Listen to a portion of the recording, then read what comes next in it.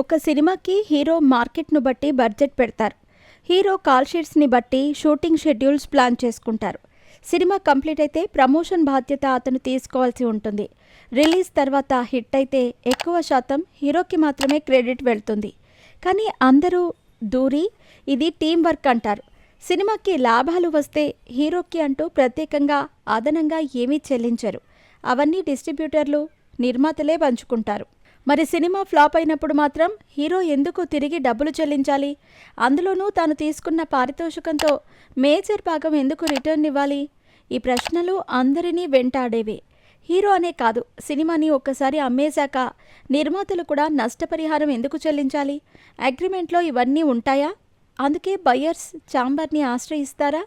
చాలామందికి వీటిని కూడా సమాధానాలు తెలియవు. లైగర్ సినిమా టైంలో పూరి జగన్నాథ్, చార్మి, విజయ్ దేవరకొండ ఈ గొడవలతోనే నలిగిపోయారు. లైగర్ హైప్ చూసి బయ్యర్ భారీ రేట్లకి సినిమా హక్కులను కొనుగోలు చేశారు. అయితే సినిమా ఫ్లాప్ అయింది. బయ్యర్స్ భారీగా నష్టపోయారు. ఆ నష్టాలను భర్తీ చేయాలని పూరి, చార్మీలను కోరారు. వాళ్ళు ఓటీటీ నుండి రావాల్సిన డబ్బుల కోసం ఎదురు చూస్తున్న టైంలో ఛాంబర్కి వెళ్లి రచ్చరచ్చ చేశారు. పూరి, చార్మీ బదులు హీరో విజయ్ దేవరకొండ తమని ఆదుకోవాలని డిమాండ్ చేశారు.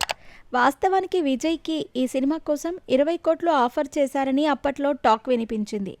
కానీ ఫైనల్గా అతనికి చెల్లించింది 11 కోట్లు మాత్రమే అని విజయ్ టీం క్లారిటీ ఇవ్వటం జరిగింది. సో పరోక్షంగా విజయ్కి 9 కోట్లు వదులుకున్నట్టే. పైగా అతను ముంబై వెళ్లి ప్రమోట్ చేయటం వల్లే అక్కడ సినిమా బాగా ఆడింది. ప్రమోషన్ కోసం విజయ్ ఎటువంటి పారితోషికం డిమాండ్ చేయలేదు.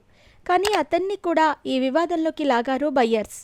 అగ్రిమెంట్ ప్రకారం చూసుకుంటే వాళ్ళు ఛాంబర్ ద్వారా న్యాయం పొందలేనప్పుడు అక్కడ ధర్నాలు చేయటం కాదు, కోర్టులకెక్కాలి కదా.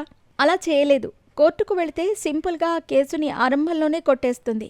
పైగా కోర్టు వారి విలువైన సమయాన్ని వృధా చేశారని బయ్యర్స్కి ఫైన్ కూడా వేసే ఛాన్స్ ఉంది.